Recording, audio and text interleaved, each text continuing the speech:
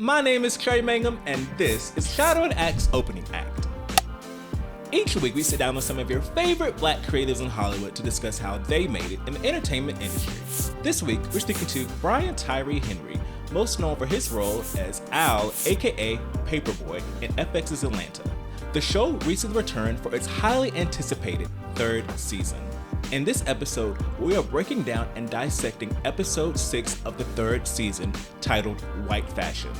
We asked Brian about filming Atlanta season 3 abroad and how that experience actually mirrored what the characters were going through on the show. I think first you have to understand that we were abroad during a pandemic. Like, the pandemic was still hot and heavy. And we knew how our country was handling it, but we didn't necessarily know how other countries were handling it until we got there. And what we discovered is that when we got to Europe, it was a lockdown.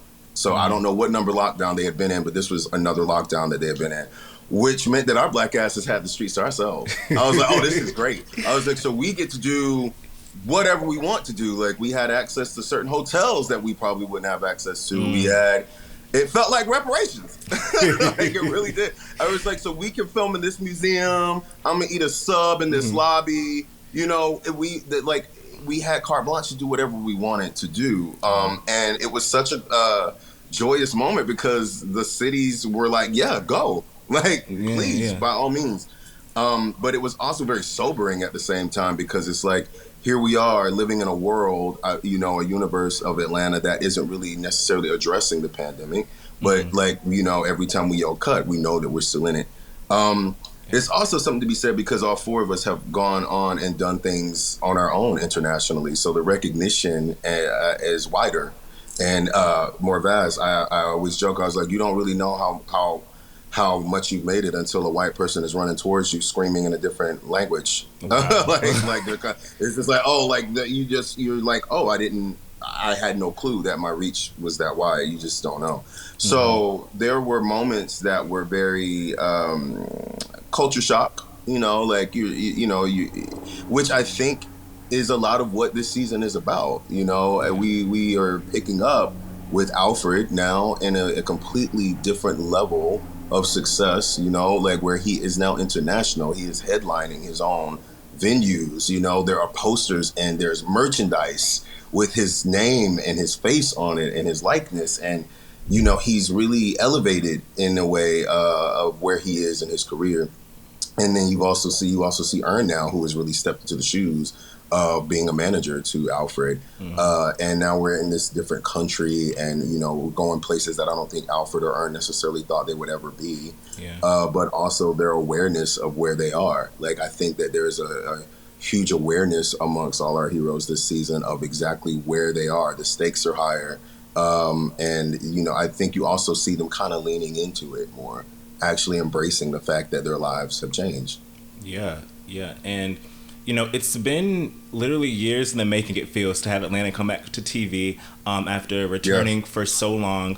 I remember, I guess it was like 2015 or 2016. I was right out of college. I don't even know if I was even in I think I was just getting in entertainment journalism at the time, but I just feel like I was in such a different space when the show came out versus right now. So as an actor filming the show, but also kind of seeing the reaction to the show after being off the air for so many years, how does that feel to kind of see the impact that it's had in the space of time where it wasn't on TV, but still kind of influencing television and influencing the culture? Well, that's something I kind of have to throw back to you because I don't really know what the reactions are. I don't really read. I don't really see. I kind of want to experience it with you guys. I wait for Thursday to watch it just like you guys. I don't necessarily see the final cuts. I don't know what the final edits are. So because I want to feel like I'm right there with you all. I think about all the time how if I weren't on this show and this show came out, I would be like, what's going on next? What's happening? So I want to experience that because I know what it was like to be in it and film it. So I really want to be where you guys are when you're watching it unveil in front of you at the same time. I also think that our show having time does us justice because the last 4 years were trash. The last 4 years, the last 4 years were trash. And so like it gave us such an abundance of what to speak on and what to say and what to do. And our show really is informed by what's going on in the world. Like it's what helps us. It's what makes our story so much richer, because we can actually be there with you and be like, we saw that shit too. Like we saw it too. We went through it too.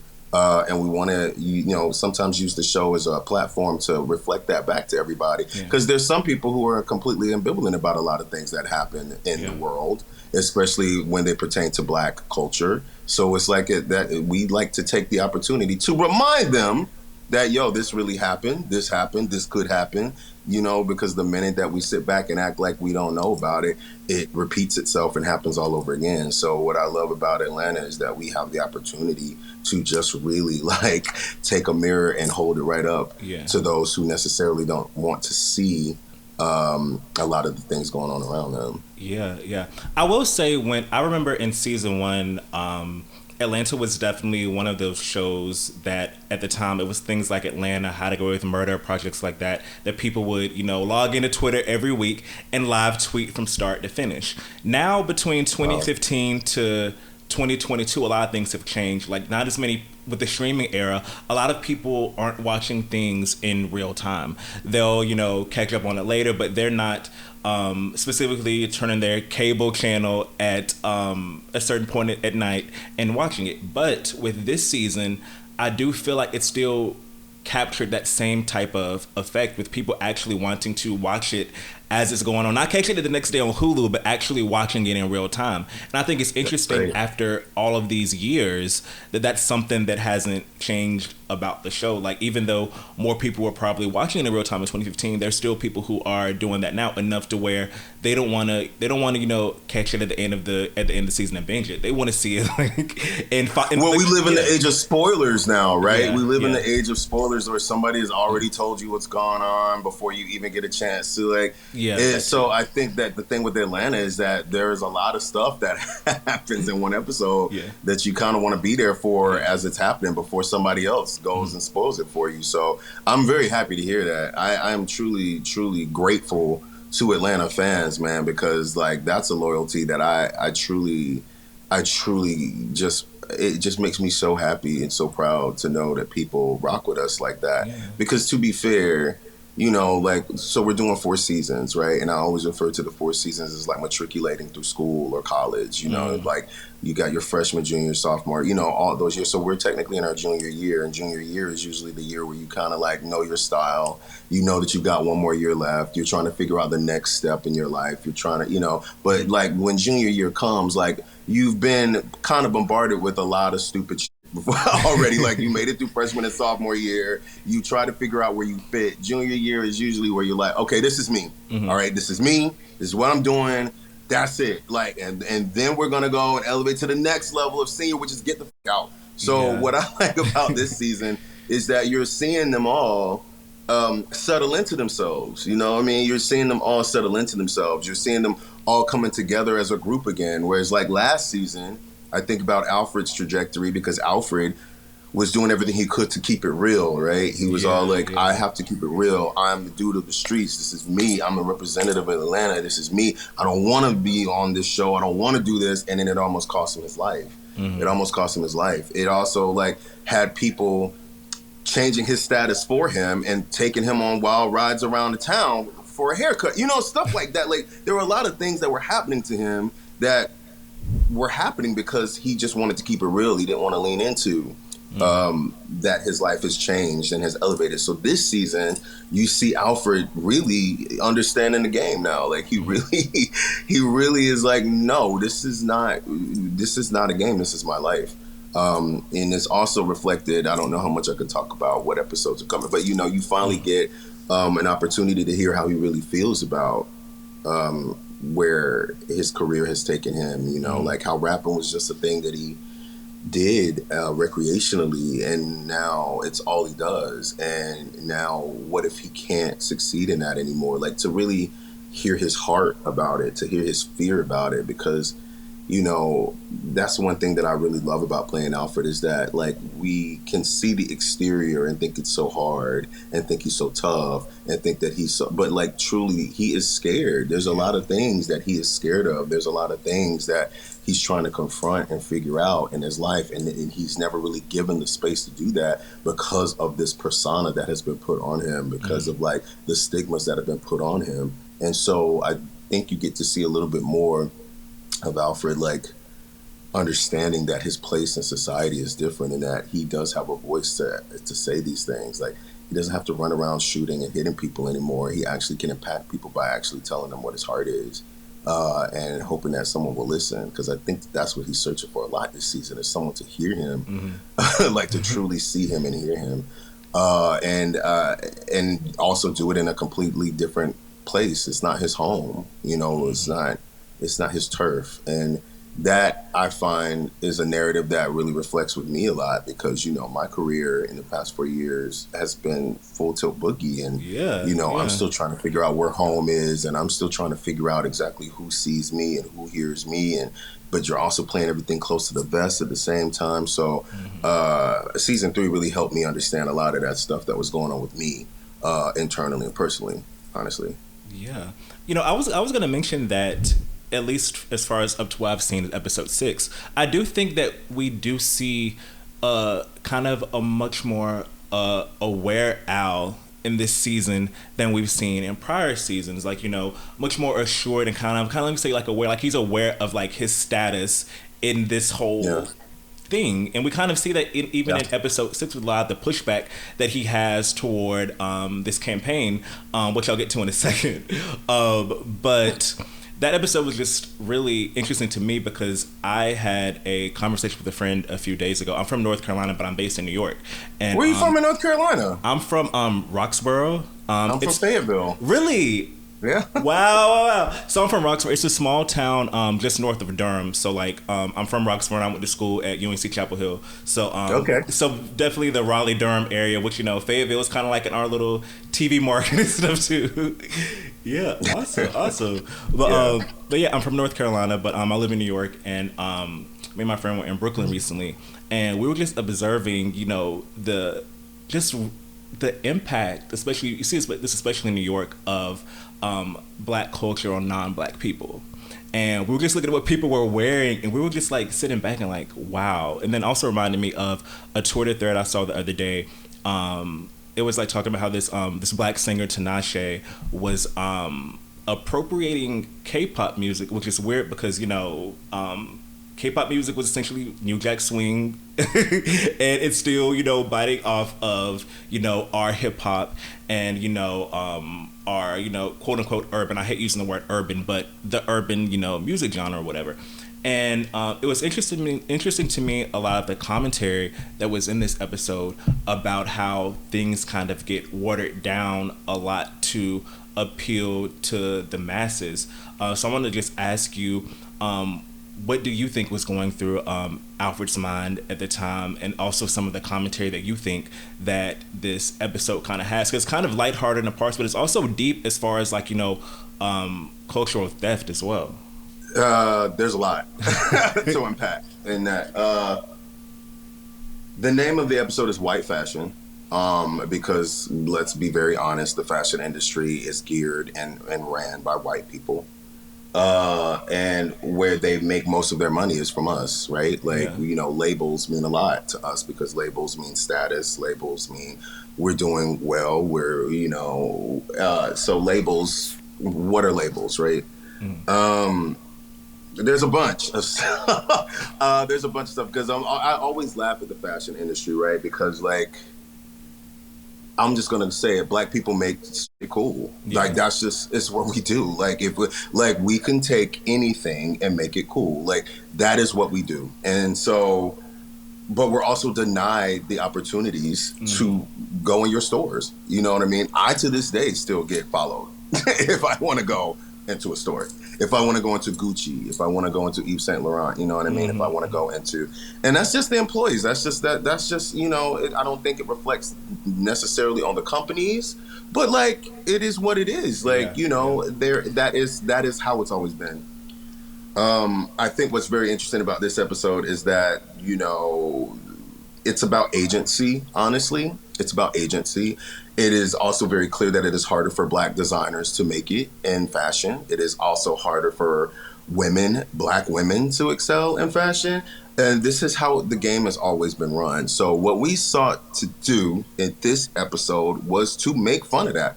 Like, to truly make fun of that. To truly know that at one point there was a fashion campaign where the models had to wear nooses around their necks. Like, there's sweaters with nooses on it.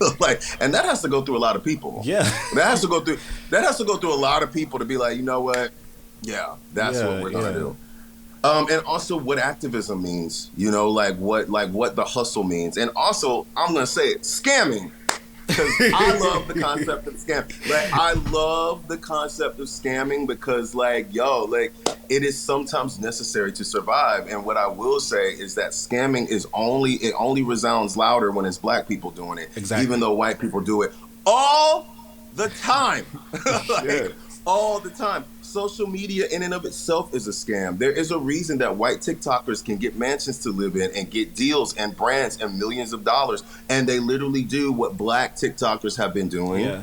Yeah. And then Black TikTokers don't get anywhere. So it's like, we're going to talk about that shit. Where else can we talk about that but here? And what I love about this episode is that Alfred can see through the shit.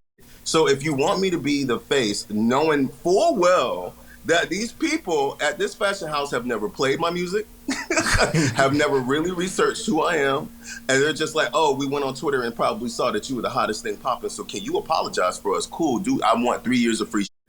Yeah. I want, for 3 years of free shit, I want Taylor and I want this, because it's like, yo, if it's going to be an exchange, right, how do we make that happen? And also with Darius and the Jollof rice, you know what I mean? That was wild. That was wild. It's just such a thing about agency. There's something to be said about agency. I remember, oh man, I remember laughing recently because I don't know if you've noticed, but a lot of white dudes, especially European white dudes, have edge ups. No, I've noticed it. I've noticed it on Instagram. A lot of UK based white models are getting fades. Tight line. What? Tight line. Which listen, that literally started at our Black and brown barbershops, period. You know what I mean? That is where it comes. I'm flabbergasted. Yeah, it's wild. But it's I'm really also wild. damn, that edge is really tight. God, that's a really good fade that Smart has. But so I guess what it is, this is the glory of what our show does, right? It's absurd. It's absurd. Everyone sees it. We all see it. So why not put it in a place for 30 minutes to be like, yo, did you see that shit? Honestly, because it's how do you change what's going on if you don't call out the absurdity of it? If you don't at least acknowledge that it's there. We know that appropriation happens. We know that we are always under the strictest guidelines. All the time. All the time, we are under the strictest guidelines. So what we like to do with our show is at least go, fuck it. Let's just talk about it. They put Central Park 5 on the back of a shirt with a raccoon behind bars and just didn't think. You know what I mean? I laugh to this day when I see... white women in Ankari print, and I'm like, oh, cool. You really gonna do that hair wrap? Yeah. Bet. All right, cool. This week's Black Entertainment Trivia Fact. Donald Glover was once supposed to produce an adult animated television series on this Marvel character: Deadpool, Thor, Black Panther, or Spider-Man. Find out the answer next week on shadowandact.com.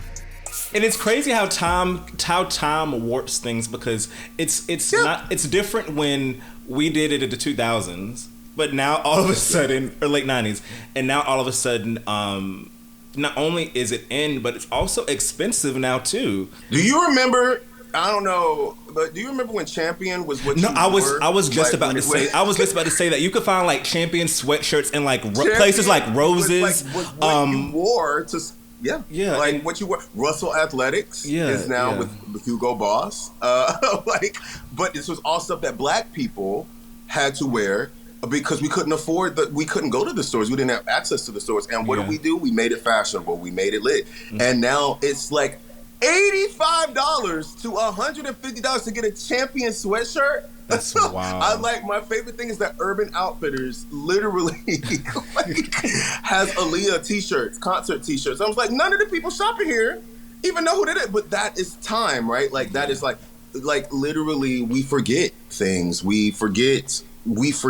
And so what Atlanta seeks to do most times is like, we didn't forget. Like we didn't forget, and we saw. Because there are just some places and most spaces that just don't exist for us in a way that we can be free in our creativity and free in how we in our style. Like, you know, it's just so it is, as much as we elevate, we still have to be reminded of where we came from. And so it's like it's hard to not call it out and laugh about it. You know what I mean? It really is. So I think that that's what that episode sought to do, was to truly just do one of those ear wiggles, just like, yeah, I bet. Like, Yeah. we see you. Okay. You know, something I discovered during the pandemic was TikTok, and it was just so interesting to me to see how primarily young Black kids, like young Black teenagers, would, you know, create these dances and stuff. They would create these trends. They would go viral. And, you know, they might get, you know, some sort of success from it. They may get like, you know, 200K, 300K followers. But then you have like the white people who do their dances having like, you know, 2, 3, 4 millions of followers. Some getting their own Hulu series. Like there was a Netflix series about this one house that had like one Black person, but it was predominantly white. And and it's just like we're seeing cultural theft like literally in front of us right now. Cultural appropriation. Like, do you remember where you were during the Megan Thee Stallion thought shit TikTok? Yeah. Where like literally all the Black TikTokers were like, no, we are not. And then when it was left to these white kids they couldn't do choreography, they couldn't. It's in the song, "Hands on My Knees." They didn't. They get like. It just wasn't clicking. It wasn't clicking. I'm not a part of social media. I'm not a part of social media. For my mental health and for my mental stability, I do not do social media. I haven't done it for a long time. I just turned 40. I feel like I'm too old for this shit. But I do hear through my friends, because like that's how my friends are my social media. I'm like, they tell me like what's going on. And when I heard this, I was like, who's surprised? Like who's surprised? Yeah. And all I do is laugh. I was just like, man, it's so I think that's why it's great that our season is back right now, right? Like, I think it's great that our season is back right now, because it's like we've endured so much. Like, we have endured so much. We have seen a lot of things. We were locked in our homes. You know, we were locked in our homes and we weren't safe. We left our homes as Black people and we weren't safe. Yeah. We had to, like, there was just we went through an election. We went through, like, I mean, like, vaccine on like, what to do, like, how, like, what the fuck, right? Like, it's just what. So I feel like now it's the perfect time. It's the perfect time, and it's also the perfect time for us to be in this other country, because like there's something to be said. I always feel like a foreigner in my own country all the time. Yeah. So what is it like when you're truly a foreigner somewhere else, but you are still bringing your foreignness from the country you're from to another place? Mm-hmm. I always think about this like Black while traveling, right? I always have to be very conscious and very aware of the spaces that I go into and the spaces that feel safe for me, because it's like there's no need for anyone to know about where I come from or what triggers I have or things like that. Like we as Black people are always in no man's land. Yeah. We are always having to adapt to areas and territories that we have no agency in, because we've been told we don't deserve to own anything. We've been told that we don't deserve to know where we come from. We've been told all kinds of things that take us away from like the true nativeness of who we are. And so then you thrust us in these situations like a tour where people are celebrating a holiday that they wear blackface in. Yeah. In 2022, you know? And then when you ask them why, it's like, oh, well, that's just what we've always done. You know, like there's no, and it's like, well, oh, okay.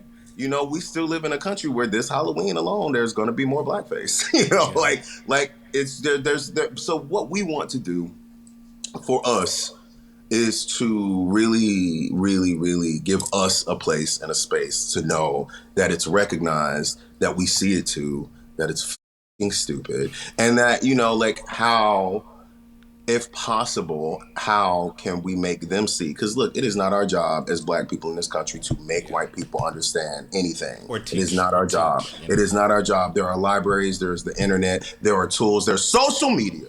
So it's like, it's not our job, right? But at the end of the day, what their job is to retain the knowledge. Once you've seen it, you can't unsee it. That's what we want, is for you to stop unseeing shit. Like, we want you to really remember and recollect, so that therefore these same situations don't happen again, right? Like, it seems like a simple task. It seems simple. It would appear to be so. But it is not. It is not. You know, like, it is not lost on me, and this may be a hot take. It is not lost on me that the years that we were gone, Atlanta was gone, a show called Dave came to surface. Yeah. And, like, literally follows the same formula. I'm not in any way trying to anybody, but like, we see it. Yeah. You know what I mean? We see it. Yes, we can occupy the same space. Yes, we can share the space. But at the same time, what? Yeah. You know, like, at the same time, what? Yeah. So it's like, that's just what it is. Like, that is literally how the world has always been, you know, evolve or die. That's just how it is. But it's also like, please understand and take recognition of where things have originated and where things started and where, like, what things paved the way, you know? Because, like, it's really easy for something to get snatched and appropriated, and then tricking you into believing that it is truly what is best. So, like, that's all white fashion that episode is really trying to really show. But it also shows how much Alfred understands the game. You know, like, he is the street smartest man ever. Like, he game recognized game when it comes to Alfred. And I think this season we watch him really truly understand the language. He may not know all the words, but he understands the language of how to navigate it all. Yeah. Well, I can't wait to see the reactions that people have to this episode, because that's the thing about watching Atlanta too, is like, it's something about the communal viewing experience too, that when you watch the show, because you're kind of like, you're seeing some things play out. You just need to confirm with other people that did that just happen, or did they just say this? So I know for a fact that everyone viscerally had a response when that woman put that chicken in the microwave, because my entire body went into shock and was like, "Don't eat that!"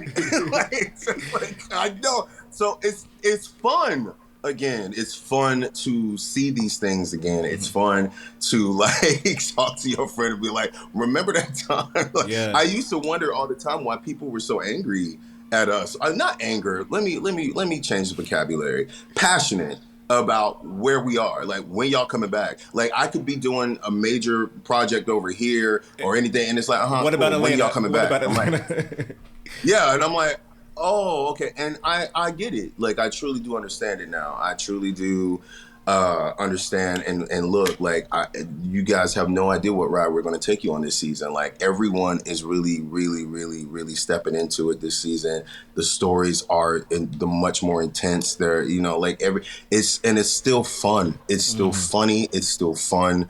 And I want people to have fun with this season. That's truly what I want. I want people to have fun. I want people to push more people in a swimming pool like Van. You know what I mean? Like, that's the it's like, it's that kind of shock to the system, but at the same time, it's still fun. So, I think that's the takeaway. I think that's the major thing that I want most for everyone who is viewing this season, is to really, like, sit back and have fun.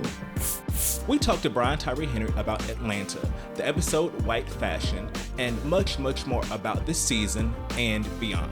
Thanks for listening to this week's episode of Opening Act with Brian Tyree Henry. Don't forget to give us a 5-star rating and a review wherever you download your podcasts. You can catch this interview in full on the BlavityTV app. You can download on iOS devices, Roku, Amazon Fire, and many, many other platforms. Until next time.